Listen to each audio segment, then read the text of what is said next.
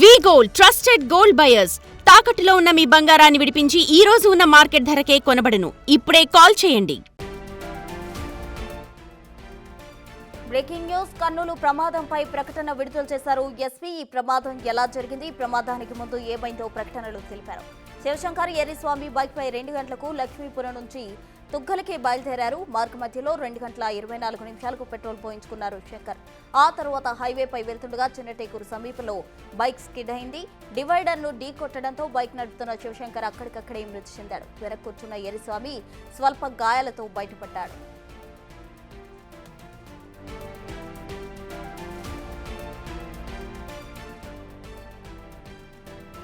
Road మధ్యలో పడి ఉన్న శంకర్ను బయటకు లాగి చూశాడు ఎర్రిస్వామి. శంకర్ చనిపోయాడని నిర్ధారించుకునే లోపే రోడ్డుపై పడి ఉన్న బైక్ ను ఢీకొట్టి ఈడ్చుకెళ్లింది బస్సులో మంటలు రావడంతో భయపడి సొంత ఊరికి వెళ్లిపోయాడు ఎర్రిస్వామి. ఈ ఘటనపై ఇంకా పూర్తి స్థాయిలో దర్యాప్తు కొనసాగుతోందని ఎస్పీ ఓ ప్రకటనలో తెలిపారు.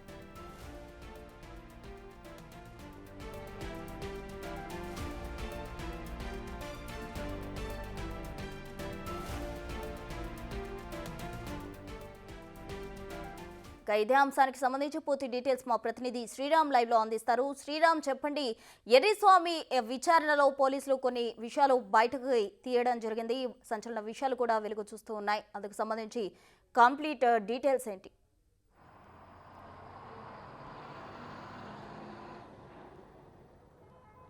కర్నూలు జిల్లాలో జరిగిన నిన్న తెల్లవారుజామున ఘటన ఇన్సిడెంట్ ఏదైతే ఉందో ఈ ఇన్సిడెంట్ సమీపంలోనే పోలీసులు ఈ సీన్ను రీకన్స్ట్రక్ట్ చేస్తున్నారు. ఎర్రిస్వామి నిన్న జరిగిన 2:30 సమయంలో ఏదైతే 2:32 నుండి 2:36 నిమిషాలకు పెట్రోల్ బంకు నుండి నేరుగా 13 నిమిషాలకు గ్యాప్లో ఆ బస్సు కూడా అక్కడి నుండి పెట్రోల్ బంకు నుండి వెళ్ళిన పరిస్థితి మనం విజువల్లో చూస్తూ ఉన్నాం. క్లియర్గా పోలీసుల పక్కన ఉన్నటువంటి ఎర్రిస్వామి ఎవరైతే ఉన్నారో ఎర్రిస్వామిని పోలీసులు ఇంటరాగేట్ చేస్తున్నారు.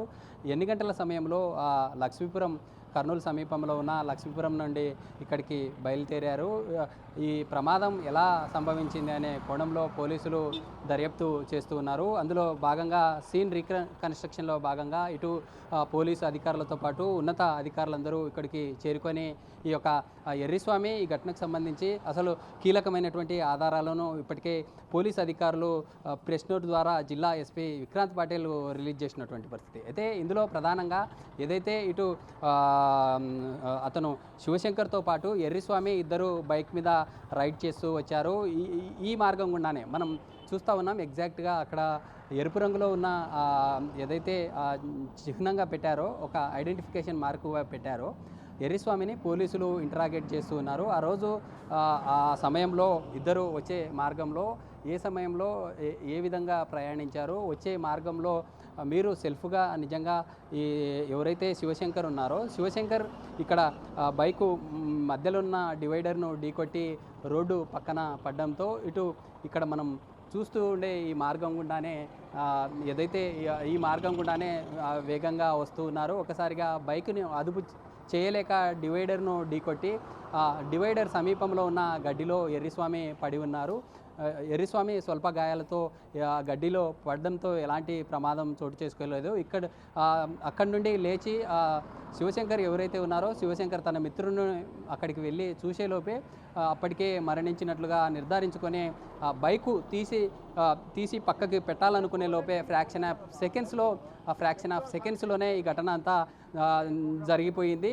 అతను భయపడి ఇక్కడి నుండి నేరుగా తమ గ్రామం తుగ్గలి ఏదైతే ఉందో తుగ్గలికి వెళ్ళామంటూ కూడా పోలీసులు ఈ ప్రమాదానికి సంబంధించి ఎలాంటి వెహికల్ అతన్ని ఢీకొట్టలేదు. కేవలం అతనే డివైడర్ను ఢీకొట్టిన తర్వాత పక్కన పడి ఉన్నాడు. అతను పక్కన పడి ఉండడంతో బలమైన గాయం కావడంతో అక్కడికక్కడే మరణించారు. ఈ ఎర్రిస్వామి ఎవరైతే ఇప్పుడు పోలీసులు ఇంటరాగేట్ చేస్తున్నారో ఈ పర్సన్ ఇక్కడే మధ్యలో ఉండే డివైడర్లోనే ఈ గడ్డి ఏదైతే ఉందో ఆ గడ్డిలో పడ్డంతోనే కొంత స్వల్ప గాయాలతో బతుకున్నారు. అసలు ఎర్రిస్వామి వాంగ్మూలంతో పాటు ఇటు బస్సు డ్రైవర్ ఇద్దరు వాంగ్మూలాల మెయిన్గా కీలక ఆధారాలుగా మారాయి. మనం చూస్తూ ఉన్నాం. మనం జూమ్లో మన వీడియో జర్నలిస్ట్ రాజు చూపించే ప్రయత్నం చేస్తూ ఉన్నాడు. ఎందుకంటే అటువైపు ఏదైతే రోడ్డు పక్కన ఉన్న మార్గం ఏదైతే ఉందో ఇందులో ప్రధానంగా వెళ్ళే మార్గం గుండా కంప్లీట్గా పోలీసులు అటువైపు వాహనాలను నిలిపివేసి వన్ వే ద్వారా మాత్రమే వాహనాలను పంపిస్తున్నటువంటి పరిస్థితి. సీన్ రీకన్స్ట్రక్షన్లో భాగంగా ఎవరిని అక్కడికి అలౌ చేయనటువంటి పరిస్థితి. ఇలాంటి సమయంలో ఎర్రిస్వామి పోలీసులకు ఏం చెప్తూ ఉన్నారనేటటువంటి ఆధారాలు ఇప్పటికే జిల్లా ఎస్పీ ఒక ప్రకటన ద్వారా వెల్లడించిన తర్వాత కీలకంగా పోలీసు ఉన్నతాధికారులు ఇక్కడికి చేరుకోవడంతో మనం చూస్తూ ఉన్నాం. అక్కడ వెళ్ళే పోలీస్ అధికారులతో పాటు ఏదైతే బ్లాక్గా మనకి టీషర్ట్ కనిపిస్తూ ఉందో ఆ ఎర్రిస్వామి పోలీసు రీకన్స్ట్రక్షన్లో భాగంగా అతన్ని అదుపులోకి తీసుకొని సీను అసలు ఆ రోజు సీన్ ఆఫ్ అఫెన్స్ ఏ విధంగా జరిగింది, ఎక్కడ ఈ ఘటనకు సంబంధించి ఏ విధంగా ఈ యాక్సిడెంట్ జరిగింది, ఎక్కడ వారు ఎక్కడి నుంచి స్టార్ట్ అయ్యారు అనే కోణాల్లో పోలీసులు ముమ్మరంగా దర్యాప్తు చేపడుతూ ఉన్నారు. ఎందుకంటే ఆ రోజు జరిగిన ఘటనకు సంబంధించి ఎర్రిస్వామి కావచ్చు లేదా తన మిత్రుడు మరణించినటువంటి అతను ఇద్దరు కూడా మద్యం మత్తులో ఉంటూ సోషల్ మీడియాలో వైరల్గా మారిన వీడియో ఏదైతే ఉందో పెట్రోల్ బంక్ సమీపంలో వైరల్గా మారిన వీడియోలో ఆ కీలకంగా కొన్ని ఆధారాలు బయటికి రావడంతో ఇప్పటికే పోలీసులు ఈ కేసును దర్యాప్తు చేస్తూ ముందుకెళ్తున్నటువంటి పరిస్థితి. మరోసారి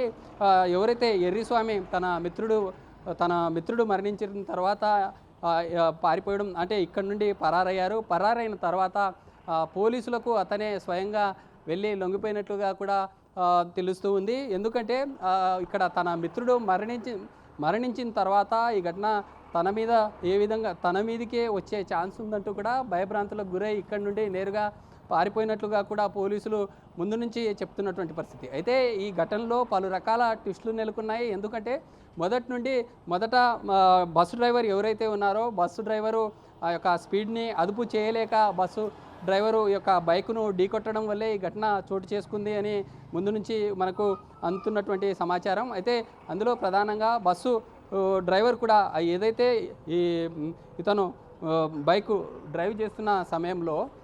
డ్రైవ్ చేస్తున్నటువంటి సమయంలో డివైడర్ని ఢీకొట్టి పక్కన కరెక్ట్ మిడిల్ లైన్లో బైకు పడ్డంతోనే ఈ యొక్క ఘటన చోటు చేసుకుంది. స్పీడ్గా అతివేగంగా బస్సు వెళ్ళి దాదాపు 300 మీటర్ల మేర బస్సు దూసుకెళ్ళి ముందుకెళ్ళిన సమయంలోనే ఇలాంటి ఘటన చోటు చేసుకుందంటూ కూడా పోలీసులు చెప్తూ ఉన్నారు. అయితే ఇంకా మరిన్ని వివరాల కోసం పోలీసులు కీలకమైనటువంటి ఆధారాలు సేకరిస్తున్నారు. ఎందుకంటే ఆ రోజు తన మిత్రుడు కూడా మద్యం సేవించున్నారు. అలాంటి సిచ్యువేషనే మనం చూసే ఎర్రిస్వామి ఎవరైతే ఉన్నారో ఇప్పుడు ప్రజెంట్ పోలీసులు ఈ సీన్ని రీకన్స్ట్రక్ట్ చేస్తున్నారో అతను కూడా ఆ రోజు మద్యం మత్తులో ఉన్నాడు. ఒకవేళ మద్యం మత్తులో ఉంటూ పోలీసులకు ఈ విధంగా ఏదైతే ఆ రోజు జరిగినటువంటి ఇన్సిడెంట్లో నిజంగా వేరే వెహికల్ కొట్టిందా లేకుంటే సెల్ఫ్గా పడ్డారా అనేటటువంటి క్లారిటీ అయితే ఎక్కడా కూడా స్పష్టత లేదు. ఎందుకంటే ఇద్దరు కూడా ఇటు తన మిత్రుడు తాగి ఉండి అక్కడికక్కడే ప్రమాదం జరిగిన తర్వాత మరణించడం జరిగింది. ఇతను కూడా భయభ్రాంతులకు గురై ఇక్కడ నుండి నేరుగా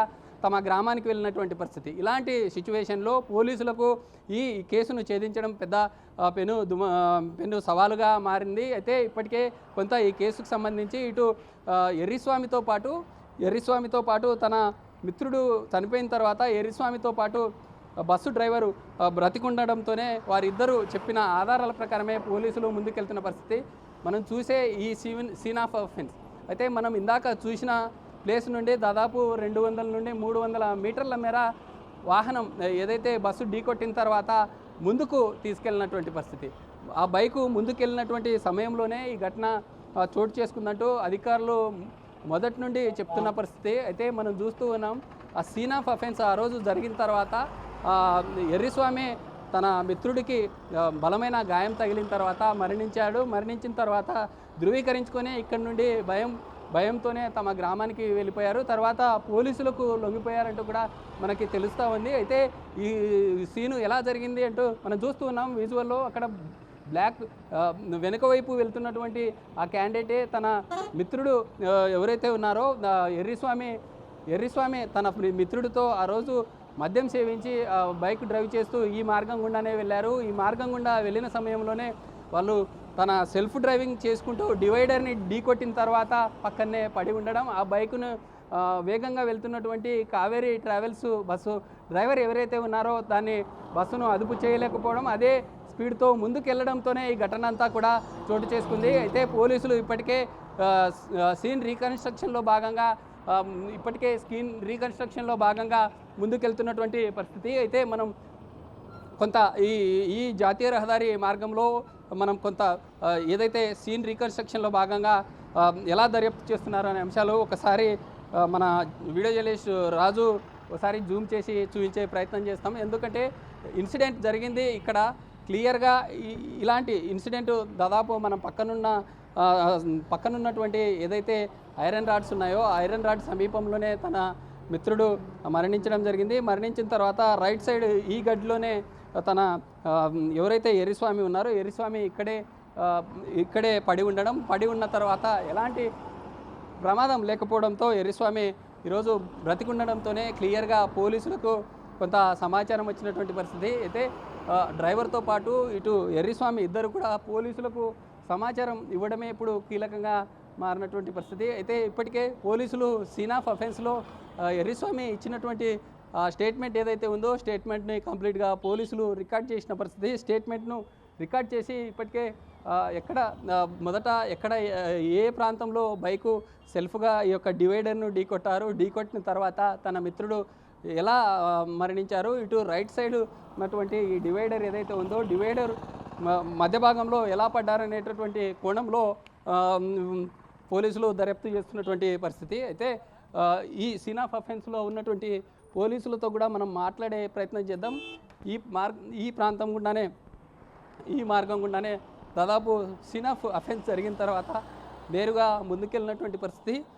ఈ మార్గం గుండానే బస్సు వేగంగా దూసుకొని వెళ్ళిన సమయంలోనే ఇలాంటి ఘటన చోటు చేసుకున్నట్లుగా కూడా పెద్ద ఎత్తున పోలీసులు ఈ సీన్ ఆఫ్ అఫెన్స్లో దర్యాప్తు చేశారు. అయితే ఇక్కడ ఉండే పోలీస్ అధికారులు మనతో ఉన్నారు, వారితో మాట్లాడదాం. ఇక్కడ డిఎస్పీ ఓకే. అయితే సీన్ ఆఫ్ అఫెన్స్లో అధికారులు కూడా ఎవరు మాట్లాడినటువంటి పరిస్థితి. అయితే మనం చూస్తూ ఉన్నాం ఈ ప్రాంతంలో డిఎస్పీ స్థాయి అధికారులంతా కూడా ఇప్పటికే ఎవరైతే ఆ రోజు జరిగిన ఇన్సిడెంట్లో తన మిత్రుడు ఉన్నారో వారిని తీసుకొని వచ్చి ఇక్కడే స్టేట్మెంట్ అంతా రికార్డ్ చేసిన తర్వాత ఇక్కడ నుండి మరోసారి పోలీసుల దర్యాప్తుకు తీసుకెళ్తున్నట్లుగా కూడా తెలుస్తుంది. ఎందుకంటే ఇదంతా కూడా సీన్ రీకన్స్ట్రక్ట్ చేసే సమయంలో అంతా కూడా పోలీసులు రెండు వైపులా మొత్తం ట్రాఫిక్ అంతా కూడా నిలిపివేసి ఆ రోజు ఎక్కడ స్టార్ట్ అయింది, అసలు ఇన్సిడెంట్ గల కారణాలు ఏంటి అనే కోణంలో మనం చూస్తూ ఉన్నాం. అంటే స్థానిక ఎస్హెచ్ఓ అక్కడ ఉండే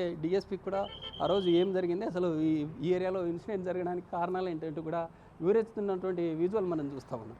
అయితే ఇది మొత్తంగా ఈ జరిగిన రోడ్డు ప్రమాద ఘటనలో అసలు ఈ క్లారిటీ ఇంతవరకు లేకపోవడం, ఈరోజు జిల్లా ఎస్పీ స్వయంగా ఒక ప్రకటన ఇవ్వడంతో ఈ కేసు సంబంధించి ఒక కొలిక్ వచ్చింది. బిగ్ టీవీలో ఎక్స్క్లూజివ్ లైవ్గా అసలు ఎవరైతే తన మిత్రుడు ఉన్నారో మిత్రుడిని సీన్ ఆఫ్ రీకన్స్ట్రక్షన్లో మనం చూపించినటువంటి విషయం తెలిసిందే. అయితే ఈ కేసు సంబంధించి ఇంకా సంచలన విషయాలు బయటకు వచ్చే విధంగా ఉన్నాయంటూ కూడా పోలీసులు తెలిపేటటువంటి పరిస్థితి. Right, thank you Sriram.